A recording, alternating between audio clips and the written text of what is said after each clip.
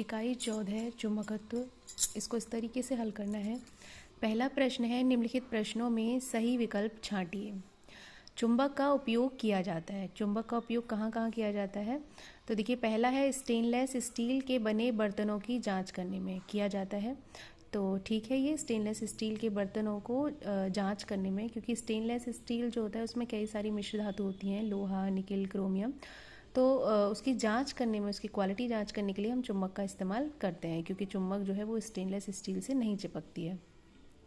दूसरा है आँख में पड़ गए लोहे के कण निकालने में। तो ऐसे इसमें भी चुंबक का यूज़ किया जाता है। जब कोई कण आँख में पड़ जाता है लोहे का, तो एक डॉक्टर जो है वो एक यंत्र से, जिसमें चुंबक लगी रहती है, उसको निकालते हैं। दिशा सूचक यंत्र बनाने में, तो उसमें भी किया जाता है, क्योंकि उसमें जो चुंबकीय सुई होती है वो मैग्नेट से ही बनती है। तो इसका तीनों ही जो द ऑप्शन है, सभी 1, 2, 3, ये इसका सही जवाब है। अगला है, मेज पर एक काला धातु जैसा टुकड़ा रखा है। उस टुकड़े के पास दंड चुंबक ले जाने पर उस टुकड़े का कौन सा व्यवहार यह सिद्ध करेगा कि यह निश्चित रूप से एक चुंबक ही है? तो देखिए, ध्यान दीजिए कि ये हमें बताना है कि कौन सा व्यवहार ये सिद्ध कर देगा कि वो निश्चित रूप से ही एक चुंबक ही है। तो ठीक है, तो मतलब चुंबक का जब हमें परीक्षण करना होता है कि दूसरा पदार्थ जो है वो चुंबक ही है या नहीं, तो उसका हम किस आधार पे करेंगे कि जो समान ध्रुव होते हैं उनमें प्रतिकर्षण होता है और अपोजिट ध्रुवों में आकर्षण होता है। तो अगर वो चुंबक ही है तो इसका मतलब कि जो समान ध्रुव होंगे उसमें प्रतिकर्षण होगा। प्रतिकर्षण ही वो आधार है जिस पे हम चुंबक का परीक्षण करते हैं, क्योंकि अगर वो आकर्षित करेगा तो हो सकता है कि वो तो कोई भी जो लोह चुंबकीय पदार्थ है उनको आकर्षित कर सकता है। तो दूसरा पदार्थ चुंबक ही है, ये डिसाइड कैसे होगा कि अगर वो प्रतिकर्षित भी कर रहा है तो इसका मतलब दूसरा पदार्थ जो है वो हमारा चुंबक होगा। ठीक है, तो इसका दूसरा ऑप्शन, टुकड़ा चुंबक से दूर जा रहा है, ठीक है, तो वो निश्चित रूप से चुंबक ही है, क्योंकि उसमें विपरीत और समान ध्रुवों वाला जो चुंबक का गुण है वो उसमें विराजमान है। अगला देखिए, चुंबक निम्नलिखित में से किसे आकर्षित करता है? तो लोहे और लोहे से बनी चीज़ों को चुंबक आकर्षित करता है, स्टेनलेस स्टील को करता नहीं है और उससे बनी चीज़ों को नहीं करता। तो पहला ऑप्शन सही है, लोहे और उससे बनी वस्तुएं। अगला है, एक दंड चुंबक के एक ध्रुव से दो आलपिन को लटकाते हैं तो दोनों पिनों की क्या स्थिति होगी? देखिए, अगर हम एक दंड चुंबक लेते हैं, ठीक है, एक बार मैग्नेट हमारे पास, और उसके एक ध्रुव से जब हम पिन आप लगा के देखेंगे तो आप देखेंगे कि जो चुंबक है वो पिनों को अपने में चिपका लेती है, दोनों को।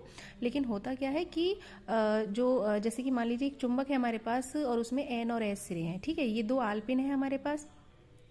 तो चिपकेंगी कब? जब दोनों के अपोजिट पोल होंगे। तो ठीक है, अगर हमारे पास ये एस सिरा है उस चुंबक का, तो आलपिन का कौन सा सिरा चिपक जाएगा? एन वाला, ठीक है, और इसका भी एन वाला सिरा चिपक गया। तो अब ये दोनों जो सिरे थे वो कैसे रह गए? एस वाले, ठीक है।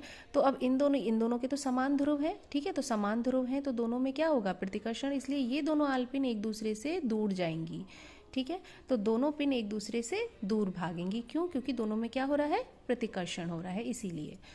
अगला प्रश्न देखिए, दिए गए चुंबक के चित्रों को पहचानना है आपको और उसके प्रकार लिखने हैं। तो ये देखिए, चुंबक जो है वो कैसी है? दंड चुंबक है, ठीक है, एक बार मैग्नेट है, दोनों ध्रुव हैं इसमें, ये दंड चुंबक होती है, आयताकार।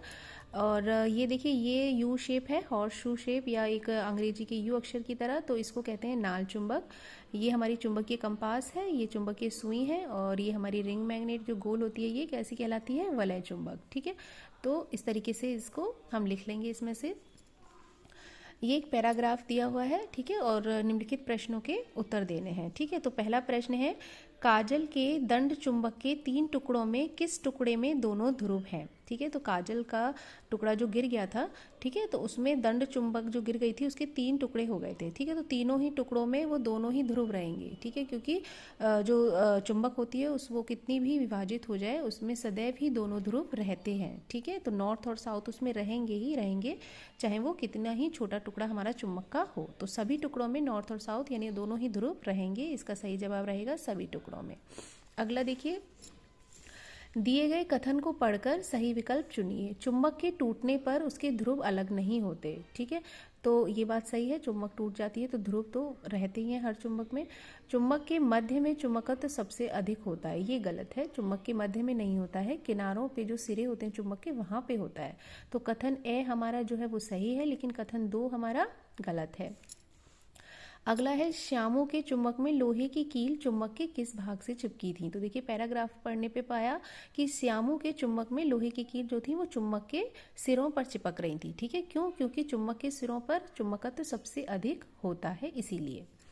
अगला है चुंबक का चुंबकत्व समाप्त हो सकता है।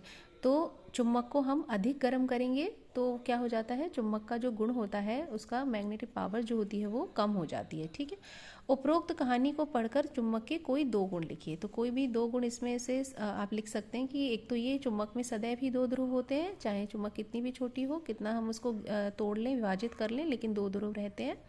दूसरा, चुंबक के सिरों पर चुंबकत्व सबसे ज़्यादा होता है और मध्य में कम होता है। ठीक है, इसके अलावा आप चाहें तो लिख सकते हैं कि चुंबक को गर्म करने पे चुंबक का चुंबकत्व जो होता है वो नष्ट हो जाता है, कम हो जाता है। तो कोई भी आप इनमें से दो लिखेंगे। ये अगला प्रश्न है, दर्शाए गए बंद परिपथ में विद्युत तार के पास एक चुंबकीय सुई रखी हुई है, तो क्या इसमें कोई विक्षेपण होगा या नहीं होगा, और यदि होगा तो विद्युत धारा के किस प्रभाव से ऐसा हुआ है। तो देखिए अगर तार के पास में ये सुई रखी है तो वो विक्षेपित हो जाएगी, और ऐसा इसलिए होगा, विद्युत धारा का ये कौन सा प्रभाव कहलाता है, चुंबकीय प्रभाव। तो ऐसा विद्युत धारा के चुंबकीय प्रभाव के कारण होगा। ठीक है, अगला प्रश्न देखिए, मैचिंग है। चुंबक के चारों ओर का वह क्षेत्र जिसमें चुंबक अपना प्रभाव दिखाता है वो एरिया क्या कहलाता है, फील्ड, चुंबकीय क्षेत्र कहलाता है। चुंबक के सिरों को क्या कहते हैं, चुंबकीय ध्रुव कहते हैं। चुंबकीय क्षेत्र की काल्पनिक वक्र रेखाएं चुंबकीय बल रेखाएं कहलाती हैं। विद्युत धारा से बना चुंबक विद्युत चुंबक कहलाता है। ठीक है, तो इस तरीके से हम इसको मैचिंग कर लेंगे।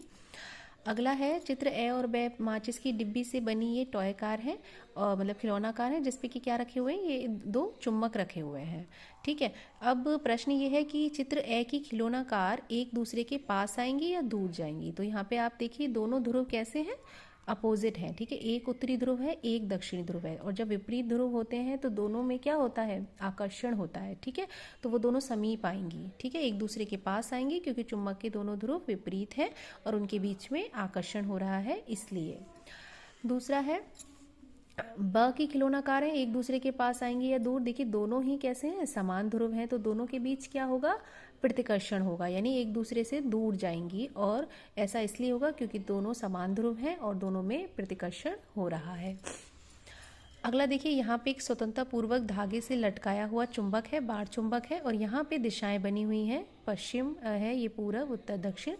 तो ये किस उस दिशा में रुकेगा। ठीक है, यहाँ पे पूरा पश्चिम दिशा है, तो ये जो है हमारा स्वतंत्रता पूर्वक अगर लटका हुआ होता है चुंबक तो वो सदैव ही उत्तर दक्षिण दिशा में रुकता है। ठीक है, तो उत्तर दक्षिण दिशा जो है वो इसकी, ये चित्र ए में बनी हुई है, ये उत्तर है, एन है, और ये एस है। तो चित्र ए की स्थिति सही है क्योंकि स्वतंत्रता पूर्वक लटके चुंबक के सिरे सदैव ही उत्तर दक्षिण दिशा में रुकते हैं। ठीक है, तो ये कर लेंगे।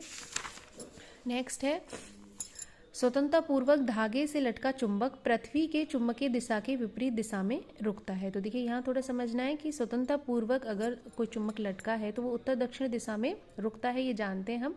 लेकिन पृथ्वी में क्या होता है कि पृथ्वी भी एक चुंबक के जैसे काम करती है, और मान लीजिए कि अगर पृथ्वी है हमारी तो उसके अंदर भी एक चुंबक है। ठीक है, तो पृथ्वी का जो उत्तरी ध्रुव होगा तो चुंबक का वहाँ पे क्या होगा, दक्षिणी ध्रुव होगा, वो विपरीत दिशा होती है उसमें चुंबक में।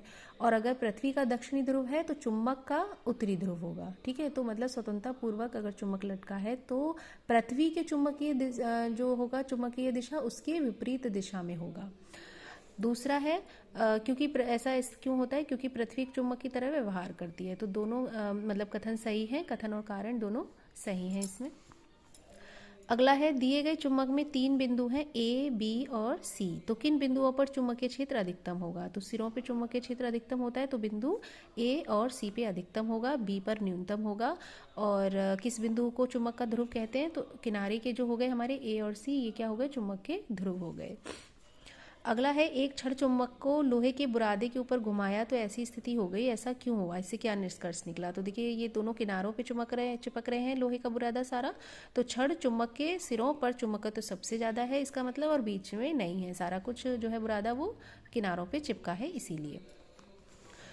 अगला है, यहाँ पे ये चुंबक हैं और बताना है कि कौन सा यहाँ पे ध्रुव दिए हैं, इनकी डायरेक्शन दी हुई है और किस तरीके का बल इनमें लग रहा है। तो जैसे एन एन है, समान ध्रुव हैं, तो बल कैसा होगा दोनों के बीच, प्रतिकर्षण होगा, आकर्षण बल। और ये एन है तो आकर्षण बल लगा हुआ है, तो यहाँ पे क्या होगा, अपोजिट होगा, तो एन है तो यहाँ पे एस होगा। ठीक है, अब एस और एन दो ध्रुव हैं तो कौन सा बल लगेगा, आकर्षण बल लगेगा, अपोजिट है तो। और सेम है तो प्रतिकर्षण लगेगा, एस है तो यहाँ पे भी एस ही ध्रुव होगा, तभी इनके बीच में क्या हो रहा है, प्रतिकर्षण बल लग रहा है। एक अगला प्रश्न है, एक विद्यार्थी ने एक कंपास सुई और एक ये छड़ चुंबक है और बीच में जो है कांच की शीट रखी हुई है। ठीक है, तो एक परिस्थिति है कि यहाँ पे कांच की शीट रखी हुई है और एक में लोहे की शीट रखी है, तो क्या इस चुंबकीय कंपास सुई पे कोई प्रभाव होगा कि नहीं। तो देखिए, अगर पहली स्थिति है कि कांच की शीट रखी हुई है तो कांच की शीट रखने पर कंपास की जो सुई है वो विक्षेपित हो जाएगी, क्योंकि कांच पर जो है होता है चुंबकीय प्रभाव नहीं होगा और वो आर पार निकल जाएगा।